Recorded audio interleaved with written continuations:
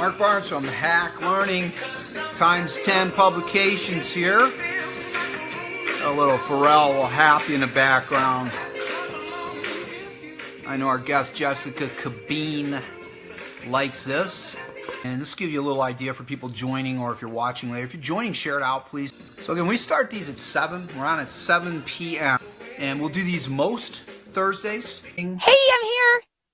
Jessica Cabeen in the room. How exciting. Oh, man. So let's see. So what are you? You're in your car? Yep. And you're at a soccer. Is it game or a match? I don't know. Match. You know, really one of my unrecognized titles. There's Lindsay. Hi. Lindsay, welcome aboard. Good to see you. I'm the assistant to the assistant U12 soccer coach in the Austin community. So I'm trying to watch for the rain delay.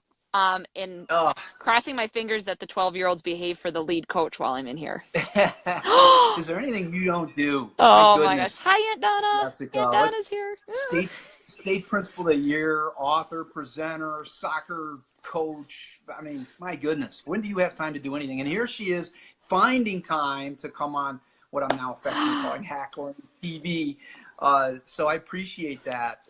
And I'm going to try and stay true to my word. And I keep saying when we're doing these that I want to keep them brief, get people on, in and out, a little bit of chatting, give people an opportunity to pop in, say hi, ask questions, whatever. And then, of course, people can come in after and they can pop things in there and we can reply then too. So Jessica is, if you don't know Jessica, and I know there's some people here who do. Hi, Angie. Hi. My aunt's here, and I see a couple of my former parents, so it's really exciting. Awesome. So Jessica is the Minnesota State Principal of the Year, which is very cool. She is the author of the new Hacking Early Learning. I've got it here over my shoulder. There it is. Yay! It's a beauty, right? 10 building blocks to success in pre-K3 that all teachers and school leaders should know. And that's kind of one of the things I want to chat about. And one of the things that attracted me to this project, Jessica, is the idea that, you know, when I was in a classroom, I taught middle school and high school. And in all honesty, I very rarely thought about pre-K and K and the lower grades. You know, they got to me and that was it. But, you know, I like this project because we were thinking about this really impacts everybody. Absolutely. You know? So start us off with a little bit of that. We had some conversations, a little bit about that, thinking about why, if I'm a teacher in a higher level, why is K to 3 important to me? Why should I read this book? Yes. Well, and I love that Billy Joe's here. Angie's here. Angie's an incredible. Billy Joel is here? She's a parent. She's a parent of one of the soccer kids. So I promise I'm watching your son while doing this, Billy Joe. I promise. Angie Schuster's here. She's an incredible kindergarten teacher who's sending me pictures of makerspace work she was doing today in the classroom, and my friend Matt's here too. It's crazy. It's awesome. So, okay, so I always like to introduce myself as a recovering assistant middle school principal. So my secondary experience was not preparing me at all for the early years. And so I've spent 6 years, hi Julie, I spent 6 years in the kindergarten center learning from kindergarten teachers, researching best practices through research articles and books and information, and now really understanding the application of that. And now I think about, oh my gosh, if I went back to the secondary level, I would do things so much differently with such a focus on student engagement, encouraging and inspiring sparks in all our kids, hands-on learning. Even adults like to play. My gosh, we bought like scented Play-Doh in our staff meetings and they love it. So, I mean, it's not resident for 5-year-olds. We all like to play, and the intentionality around it is really where the art of the teacher comes in. The teacher knows the standards, the teacher knows the learning targets, and you use these modalities to just really enhance the understanding of it, regardless of if you're a kindergarten or a 7th grade social studies teacher.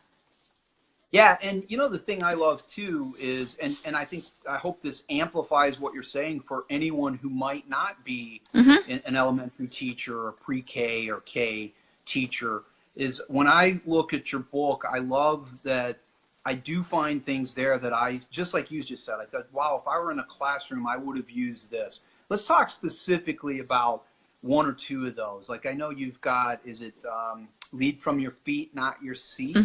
Right?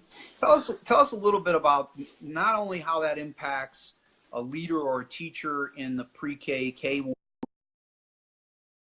Still here? Okay. There. Okay, sorry. All right.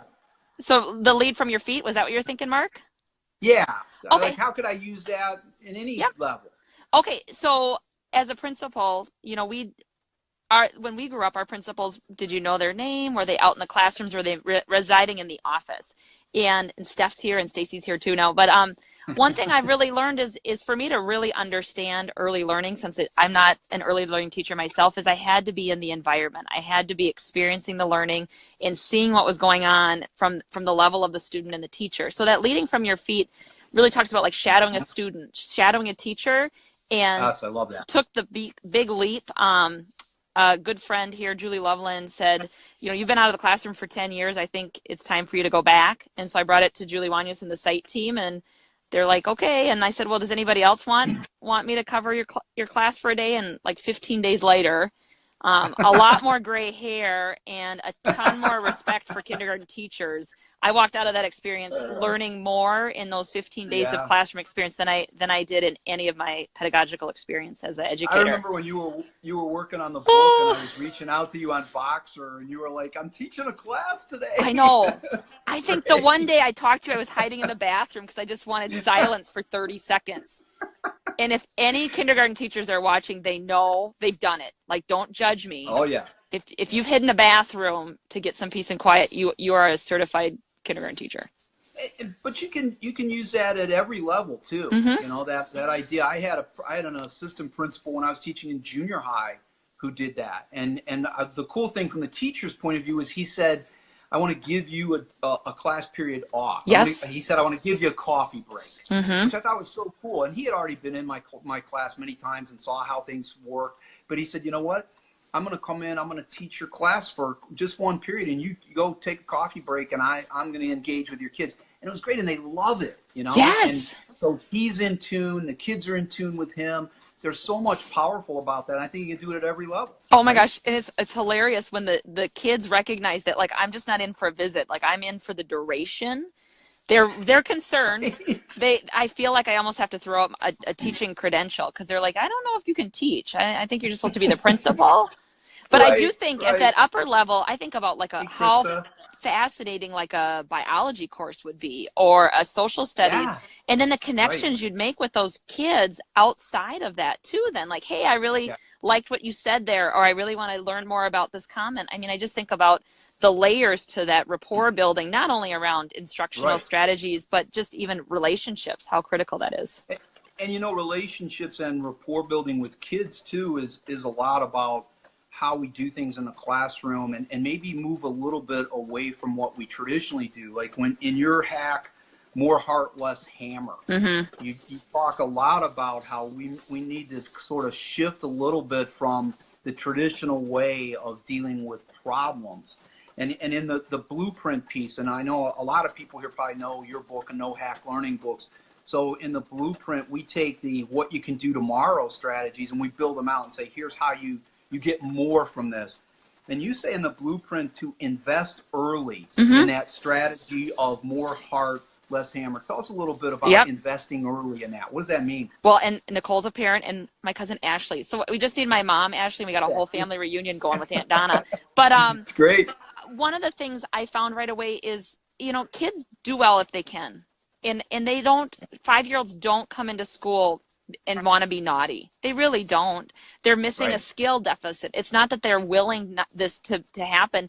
They want to be happy. They want to be in school and they want to be loved. We just have to work as educators to wrap our arms around that and recognize. And all kids do, right? Yes. Yeah. Oh, hi, Dr. Patel. Dr. Pakel's here. Now level. I better cite some research. Here she is. But I think it is really important that we take that foundational social emotional learning as core curriculum. Don't assume that kids are coming into kindergarten and they know what your expectations are from your experiences in school. You really have to understand those foundational expectations. We do PBIS across the kindergarten. We teach everybody to use the bathroom. Because how many families have automatic flushing toilets in their bathroom? And we don't want kids scared of getting sucked down the toilet. So we have to teach those things because otherwise they're not going to use the bathroom the whole day. And how are they going to learn then? So, I mean, it sounds silly in a way, but it's those social emotional cues. Yeah. And you know, in hack learning, we talk about simplicity. And I've done some presentations and said, you know, the idea about hacking learning is that oftentimes the simple solution is the one you don't even think about, because it's right here, you know, but we're often looking out there. That whole idea, I love that anecdote in the book too, the one you just shared, you know, about teaching the kids, because you'd have a kid who would go in there and be afraid, you know, because it's automatic flushing toilet, and they're like, oh no. So we have to think of those things in advance and say, this is something I have to teach. Well, and even just I just love it. at the upper levels too, the word respect is difficult for me, because it means so much for so many different people. So define it and say, respect in my classroom means you listen to me the first time. And if you have a question, you raise your hand and you ask, or you send a note. You don't roll your eyes. You don't throw things at me. And then explain why. Why is it important to be respectful to a teacher or an adult of any manner, and how it's going to impact them as they're an adult. So I think it's not just assuming that all students understand the intent of your rules. You create them together, you drive meaning from it, and don't do a one and done. Think about it as an adult, like taxes. We do it once a year. I have an accountant to help me because I wouldn't ever be able to do it on my own. So with kids too, teaching them these expectations, you can't just expect we taught them once, they're going to remember it for the whole year. I mean, how many times as an educator do you get a reminder to put your grades in the grade book? Right. You know, so you get reminders. So I think it's important. We give and we got to do the same.